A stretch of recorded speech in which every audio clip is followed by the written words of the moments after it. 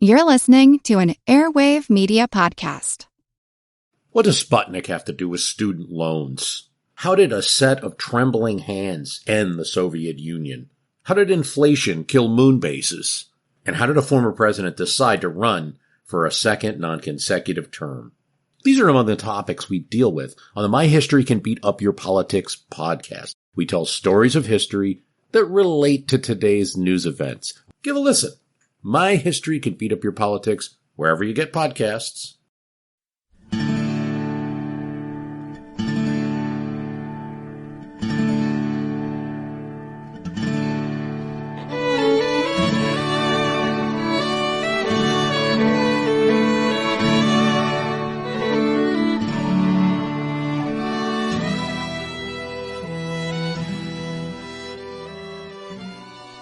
Hey everyone, thanks for tuning in to episode number 131 of our Civil War podcast. I'm Rich. And I'm Tracy. Hello y'all, welcome to the podcast.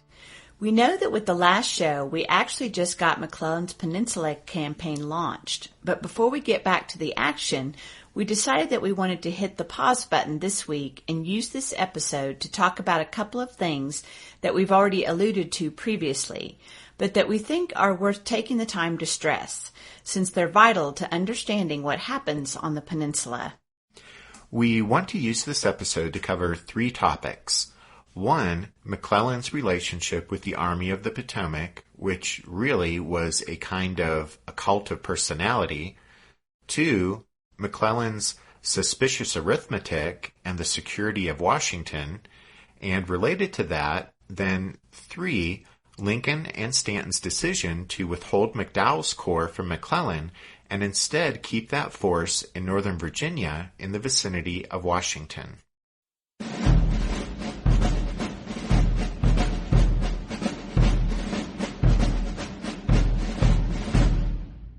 In the episodes we devoted to the background to the Peninsula Campaign, one of the things we tried to stress again and again was the extraordinary bond that developed between George McClellan and the soldiers of the Army of the Potomac. Ethan Rafuse, in his book McClellan's War, talks about this strong and personal connection that the general consciously fostered between himself and his army. Rafuse writes, quote, McClellan recognized the American citizen soldier was sensitive to his rights and would not tolerate the brutish discipline to which soldiers serving authoritarian regimes in Europe were subjected. Moreover, an authoritarian approach to leadership was repugnant to a man of McClellan's taste and background. Rafuse continues, saying, quote, more attractive to McClellan was the paternal style of leadership. Paternalism emphasized that the relationship between ruler and ruled must be based on mutual respect, affection, and the evident moral and intellectual superiority of the leader. The paternal leader did not instill discipline and secure obedience from his followers through fear and coercion. Instead, he appealed to the reason and consciences of his followers. Rafuse concludes by noting that, quote, historian Daniel Walker Howe writes that the paternalistic leader provided a father figure in whom devotees could feel a measure of security and offered followers an exemplar of ideals, in short, a hero. The follower took security in the conviction that his interests were in the hands of a man of superior intellect and character. This paternalism permeated McClellan's efforts to build the Army of the Potomac. His powerful intellect, tremendous capacity for work, and consciously cultivated heroic image inspired respect, and he built upon this by his efforts to make himself known to the men personally. His constant presence, encouraging, praising, and offering paternal guidance as they were transformed from an armed mob into an army, captured the hearts of his men. This army would depart from its camps in 1862, the embodiment of his values, an efficient, disciplined force guided by a paternalistic, professional hand. End quote. In the last show, we mentioned the proclamation that McClellan issued to the Army of the Potomac on March 17th as the first units began boarding ships at Alexandria bound for Fort Monroe. Little Mac informed his men that, quote, for a long time I have kept you inactive, but not without purpose. You were to be disciplined, armed, and instructed." End quote. Now that task was complete, he proclaimed that, quote, "The Army of the Potomac is now a real army, magnificent in material, admirable in discipline and instruction, excellently equipped and armed. I know I can trust you to save the country." McClellan cautioned his men that a difficult test lay ahead, but assured them they would meet the challenges that faced them together.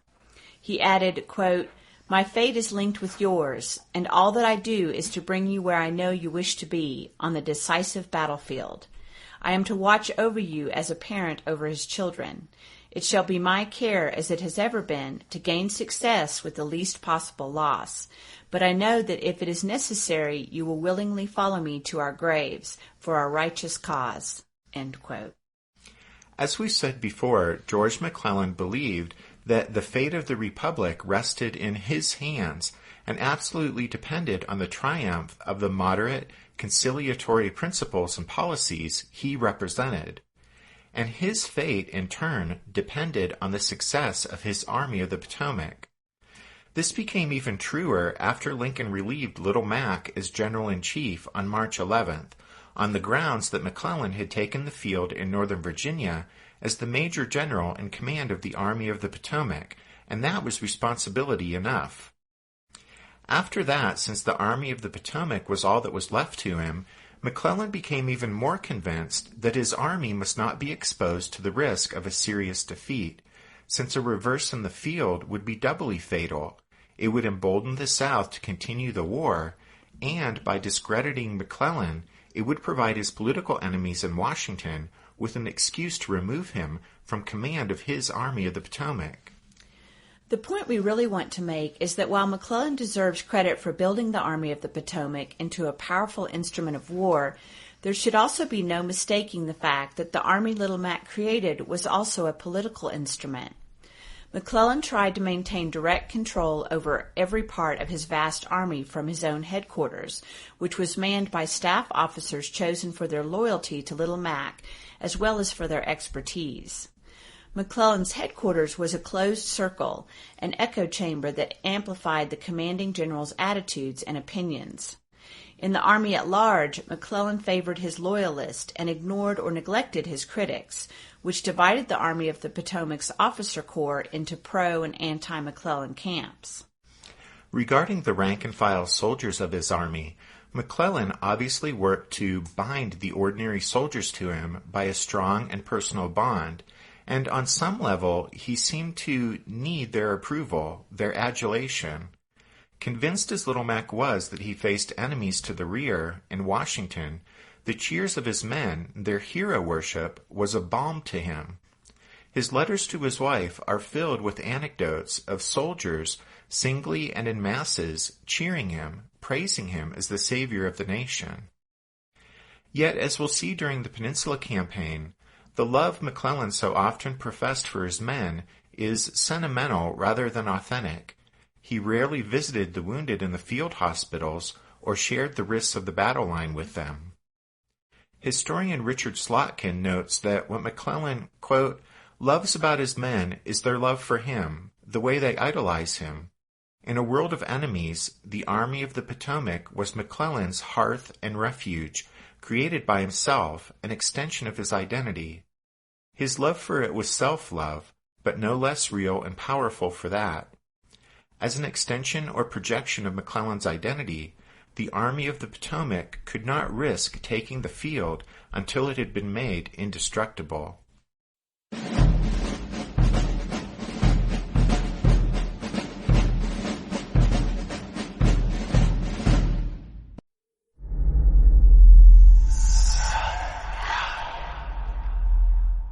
Hey y'all, spooky season is here.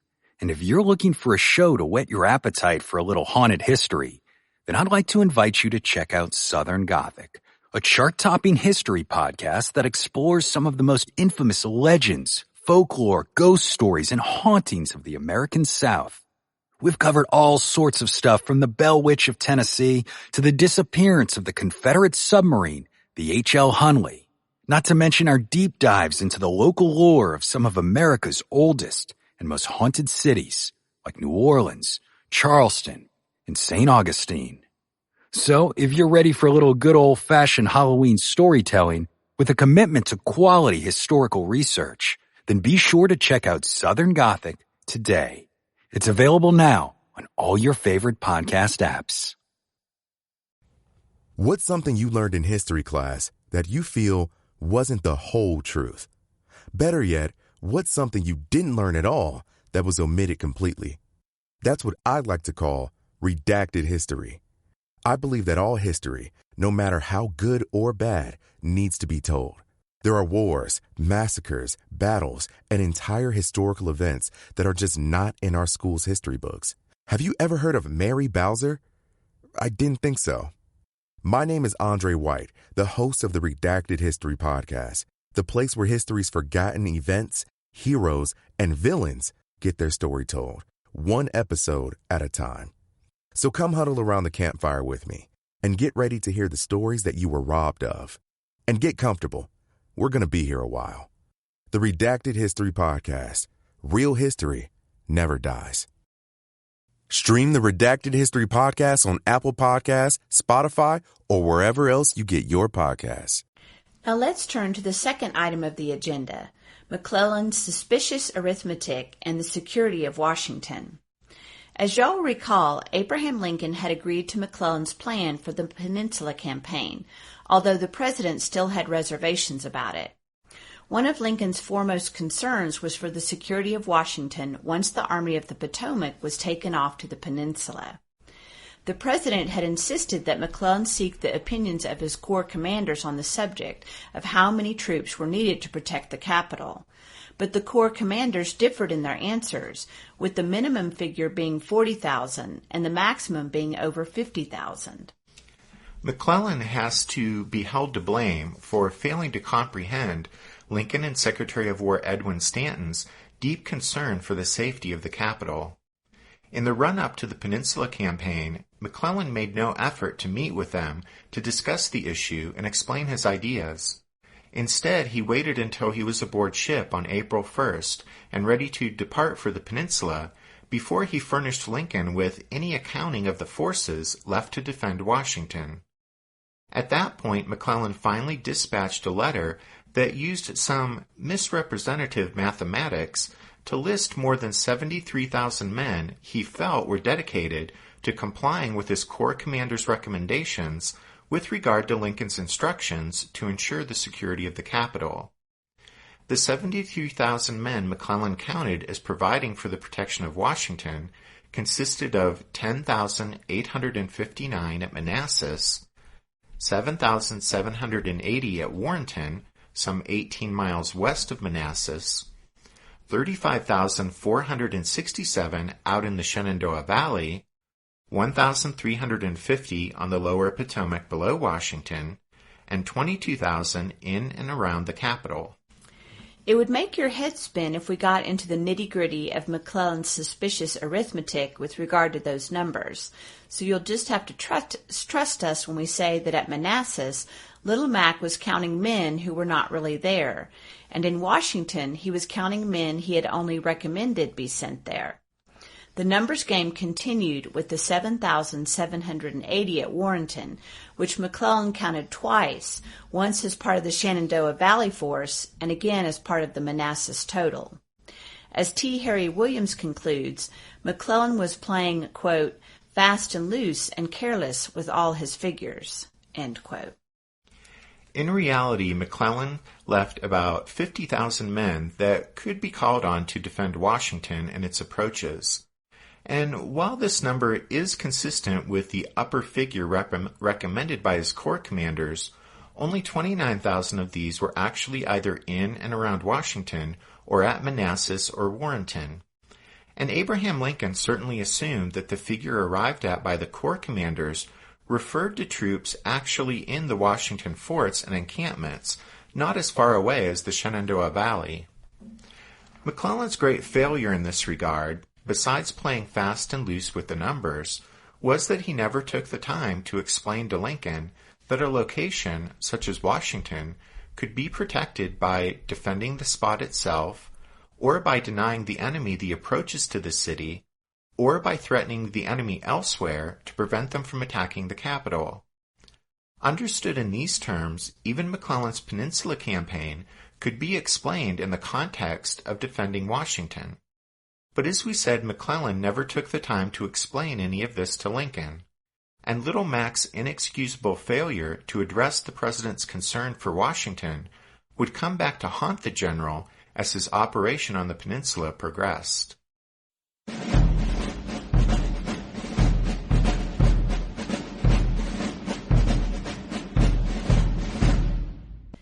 The third topic on today's agenda is closely related to the last one, in that it was the discovery of McClellan's suspicious arithmetic that led Lincoln and Stanton to withhold McDowell's corps from Little Mac. As we explained last week, it was on April 5th, the same day his forces on the peninsula came up against the Confederates' unexpected Warwick River defensive line, that McClellan received the telegram from Washington announcing that McDowell's First Corps was being detached from his command. Lincoln, it was subsequently explained, considered the forces that McClellan had left for the defense of the capital, quote, insufficient to ensure its safety, end quote. What had happened was that the commander of the Washington defenses, Brigadier General James Wadsworth, had told Lincoln that his immediate force on hand for the capital's protection numbered only 19,000 men, and he said that that force, quote, was new and imperfectly disciplined, in my judgment, entirely inadequate and unfit for the important duty to which it is assigned, end quote. When Lincoln and Stanton checked into Wadsworth's claim and found that McClellan's numbers were more than a bit sketchy, they decided to hold back McDowell's corps for the protection of Washington. The First Corps, led by McDowell, just happened to be the one part of the Army of the Potomac that hadn't yet embarked for the peninsula, so that's why it was the formation the president ordered be left behind to guard the capital. In a letter that night to his wife, an enraged McClellan called the president's decision, quote, the most infamous thing that history has recorded, end quote. Now more convinced than ever that his political enemies in Washington were conspiring against him and intent upon his ruin, McClellan telegraphed Lincoln that the loss of the First Corps imperiled his entire campaign. A year later, when he came to write his official report on the Peninsula Campaign, Little Mac was still furious. He labeled the withholding of McDowell's corps a, quote, fatal error, making it impossible for him to execute the, quote, rapid and brilliant operations he had so carefully planned. He declared that, quote, I know of no instance in military history where a general in the field had received such a discouraging blow. As McClellan viewed it, the real reason for holding back the First Corps was to cripple his attempt to take Richmond. If he were thwarted in his plans to capture the enemy capital and end the rebellion, then the war would continue, and the radicals in Washington would have a better chance to turn the Civil War into a revolution with emancipation and the upending of Southern society as its goal. As McClellan told his friend Barlow in New York, the sabotaging of his campaign was all a conspiracy originating in, quote, the stupidity and wickedness of his enemies in the government. There was no substance whatsoever to McClellan's conspiracy theory, and as we've said, the real blame for the entire episode lies with McClellan himself and his failure to adequately address Lincoln's fears for the protection of Washington. But having said that, there's no doubt of Little Mac's sincere belief in a conspiracy to undermine his plans. He was unable to recognize failings in himself, so he needed to blame others for whatever went wrong with his grand campaign.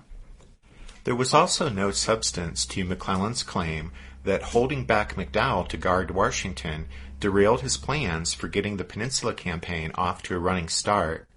Instead, it was Little Mac's own decision to bring the advance to a dead stop in front of Yorktown for an entire month. The First Corps had not even been a high priority in his planning for that initial stage of the march up the peninsula. By his own scheduling, it was to be 2 weeks still, or more, before McDowell's divisions began to reach Fort Monroe. According to Stephen Sears in his book To the Gates of Richmond, quote, General McClellan's declarations to the contrary, the President's decision to hold back McDowell, did not dictate the decision to besiege Yorktown. It did not affect the way the siege was conducted, or even how long it lasted. The sole author of the siege of Yorktown was George Brinton McClellan. End quote. So really, it was the 29-day-long campaign-delaying siege of Yorktown itself that was the fatal error, not the withholding of McDowell's corps. Abraham Lincoln certainly believed this to be the case, telling Secretary of the Navy Gideon Welles, quote, there was no reason why he should have been detained a single day in front of Yorktown. End quote. In the opening phase of the Peninsula Campaign, 60,000 to 70,000 Union troops, with another 30,000 on the way, faced no more than 15,000 Confederates defending the Yorktown and Warwick River defensive line. Joe Johnston's main force of 45,000 or so rebel soldiers wouldn't fully arrive on the scene for 3 weeks. Had McClellan struck hard and marched on Richmond with the entire force he had on hand at the start of the campaign, he would most likely have found the enemy capital defended by fewer than 60,000 Confederates, who would have been off balance after their hasty withdrawal from their position north of Richmond to face this new, unforeseen threat. But instead, Little Mac threw away the advantage he had gained by moving his army to the peninsula.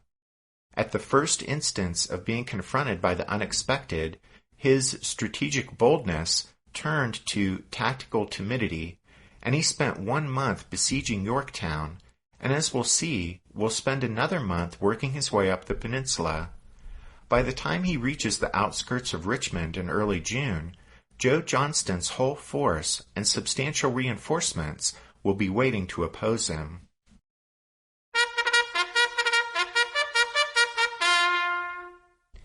That means it's time for this episode's book recommendation. And our recommendation this time is Forward to Richmond, McClellan's Peninsula Campaign by Ronald H. Bailey and the editors of Time Life Books. Our recent recommendation of that Echoes of Glory Civil War Atlas sparked a discussion here among your hosts about why we had never, in about 130 episodes, why we had never before recommended one of the books in this venerable old Time Life series on the Civil War. And you know the series we mean, right? The silver covers, the US and CS badges on the front, all the great illustrations, and of course, maps. Well, anyway, we decided it was high time we make one of them an official book recommendation. So here it is, Forward to Richmond. Don't forget you can find all of our book recommendations at the podcast website, which is www.civilwarpodcast.org. Just yesterday, we released the second members episode on Island Number 10, and next up in November will be the Fall of New Orleans. And we have a couple of new members of the Strawfoot Brigade to thank, David and Daniel. Thanks, guys. And then also a big thanks, as always, to Spiritwood Music for their permission to use their song Midnight on the Water as the music you hear at the beginning and end of each episode of the podcast. Thanks for listening to this episode of The Civil War, 1861 to 1865, a history podcast. Rich and I hope you'll join us again next time when we get back to the action with McClellan's Peninsula Campaign. But until then, take care. Thanks, everyone. Bye.